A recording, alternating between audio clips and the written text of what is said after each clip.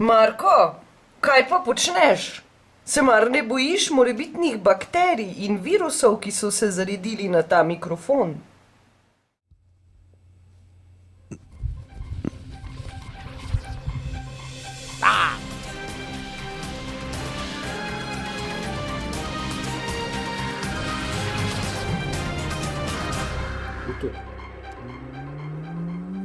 Sem ti imaš pa res malo preveč cajta, ha?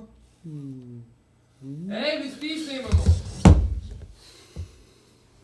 A ga lahko jaz dobim, prosim? Na Evropskem večeru v Ne, hotelu iz Unija. Ljubljanskega studia 136, to so vesti na vesti. Ja, a danes Zdaj ni pa bilo. ber. No ber, Marko, ber, nič se ne skriva. Ja, Krovček dol, kaj? Jaz te bom pa fotkala. ne, A ja, kako si se ne res? vidi, da je Nikon. Na Evropskem večeru v hotelu Union se je evropski poslanec Lojze Peterle pogovarjal s predsednikom vlade Borutom Pahorjem. Peterle je glede odločitve o blokadi hrvaškega približevanja Evropski uniji izrazil zadovoljstvo, kot je dejal, ga veseli, da se je ta runda končala z odločnostjo. Predsednik vlade, podobno kot pri gospodarski krizi, v zaostrovanju med Ljubljano in Zagrebom vidi tudi priložnost. Ej, nategnili so nas, to sploh ne dela. Pržgat ga moraš. A ja, no, daj ti to zrihti. Jaz v tem smislu vidim ta zaplet v eni koristni funkciji, prišel je v pravem času. Če bo sam predmet zapleta uspešno rešen v razumnem roku, to tudi ne bo Hrvaške, kako bi rekel, ne bo škodilo pri relativno hitrem vstopanju v Evropsko unijo. Mi smo ravnali tako, kot nam je prvič velevala naša dolžnost, in drugič na način, ki Hrvaški omogoča, če se potrudi skupaj z nami in z Evropsko komisijo najti primeren način, dovolj hitro rešimo ta zaplet, da Hrvaška uspešno pride v Evropsko unijo, brez da bi zastrupili obe javnosti, ki sta sosednji javnosti in ki si želita živeti v miru, stabilnosti in prosperiteti. Nima kartice. A je že končal? Pahor je hrvaškega predsednika vlade Iva Sanaderja že povabil na pogovor, da je skrito, pa da ne bo mislil, da sem čist blamiral tle. Je pa pojasnil, da se je vlada za blokado odločila tudi v izogib morebitnemu referendumu o vstopu Hrvaške v Evropsko unijo, ki da bi se lahko zgodil, če ne bi reagirali na hrvaško prejudiciranje meje. Ampak če bo zdaj še enkrat to govoril, ki je pregovoril, grem jaz domov. Ne no.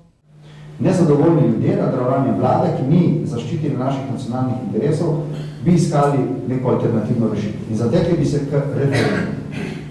Ti poznaš, da se o tem govorilo že pred nekaj leti, da so te zamisli pri nas vedno živele, ko se je zapletlo med državama, in jaz sem seveda te zamisli srečal tudi, ko sem kot predsednik vlade prevzemal posle od prejšnjega predsednika Janše. In tega smo se zavedali oba. Da naš rekel, da je zastojno umrlo drevo. Vsaj preživečala sem ga. Ej, konzumacija. Vladimir Vodušek,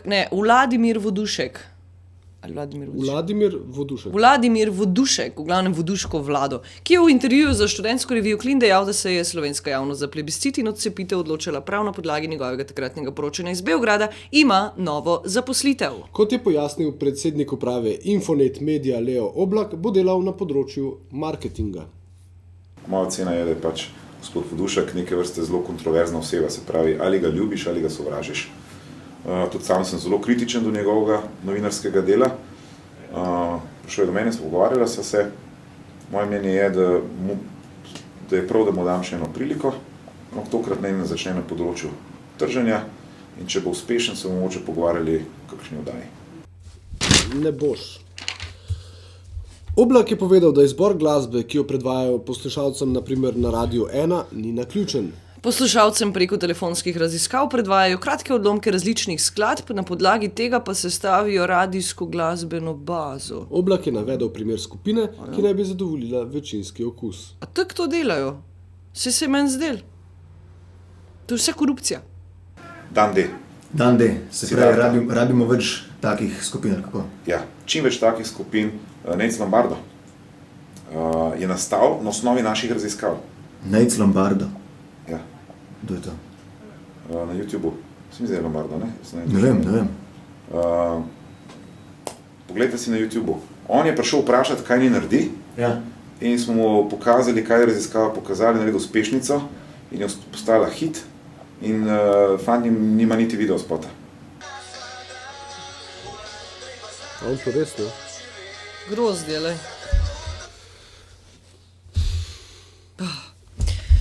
Sašo Hribar in Marcel Štefančič sta zamenjala voditeljski vlogi. Štefančič je tako v soboto vodil oddajo Hribar, Sašo pa bo danes vodil Studio City.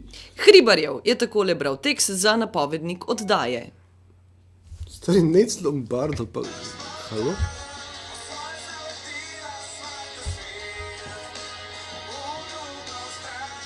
Jaz sem depresiven. Fuck, jaz tudi. Kaj je zdaj komentar, ne?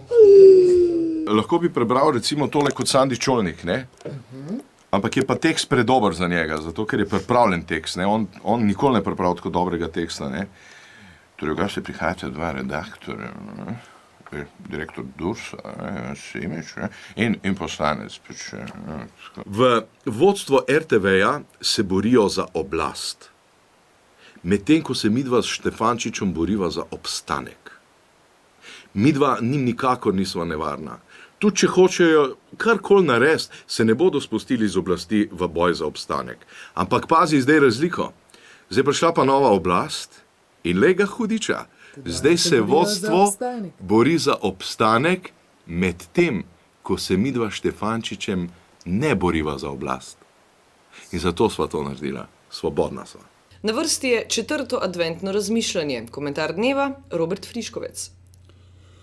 V teh dneh sem razmišljal, da imajo mnogi ljudje pravzaprav radi božične praznike, ki so pred vrati. Sprašujem se, zakaj. Pred leti sem skupini otrok zastavil vprašanje, kaj praznujemo za Božič. Spontan odgovor enega od njih je bil, da se je rodil Božiček. Ja, saj je mogoče res preveč tvegano zapeti, glej zvezdice Božje. Raje pojemo tisti znani Jingle Bells. Mogoče je res prenevarno omeniti vsebino praznika, ker seveda niso vsi ljudje verni in raje ne bi omenili Jezusa Kristusa. Poigramo se raje s tisto besedo o možiču z rdečo kapo, ki ima na koncu bel cof. Danes nas kljub vsemu čaka še zadnje pismo v nizu adventnih razmišljanj priprave na Božič. Dragi prijatelj, še zadnje moje pismo, preden se bova lahko videla. Samo še nekaj dni me loči od rojstva. Lahko si misliš, kako sem nestrpen. Moj oče in mama že nekaj dni govorita vsem, ki jih srečata, da bom prišel na svet. Ljudje se razveselijo novice in kar ne prenehajo govoriti o tem, kar predstavljam si, kako govorijo o tej novici naprej in prenašajo veselje med ostale ljudi. Si ti že slišal to novico? Prav zato se jaz obračam nate in ti sporočam, da prihajam. Pričakuj me in povej naprej. Če me razumeš, želim s svojim rojstvom vstopiti v tvoje srce. Trenutno sem še vedno samo nerojen otrok, ki pa ob rojstvu s tvojo pomočjo postanem nekdo, ki bo svojo vsebino zaživel v tvojem življenju. Povabim te, da prideš na kraj mojega rojstva, ki je zelo preprost. Mnogi mislijo, da ga ne poznajo. Ti ga boš našel, če se boš pustil presenetiti. Kmalu rojen otrok. In kaj mi ostane za konec? Želja, da bi v sebi odkrivali čim več otroške dimenzije, kar pa ne pomeni otročje. In prav s tem namenom prižigam danes 4. adventno svečo.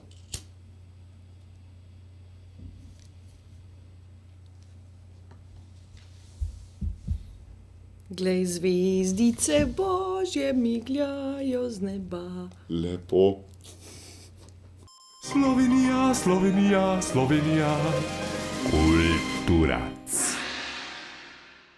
Se vam zdi, da jaslice pod vašo streho ne pritegnejo pozornosti? Ste si vedno želeli božične jaslice s pravo zgodbo? Inspiracijo boste morda dobili ob pogledu na JHD-jeve jasli, umeščene v geopolitično realnost.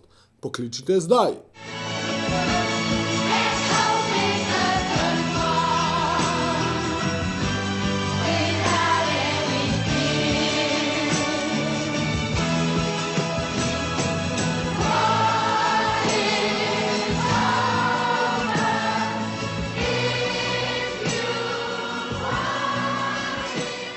Še vreme. Na 105, veliko bližje kot na 28. Iz ljubljanskega studia 136. To so bile vesti na vesti. Ostanite še naprej z nami. Ej, ampak dejansko se dan ful dobro obrnil, glede na to, kako se je začel. Nikoli fotoaparat.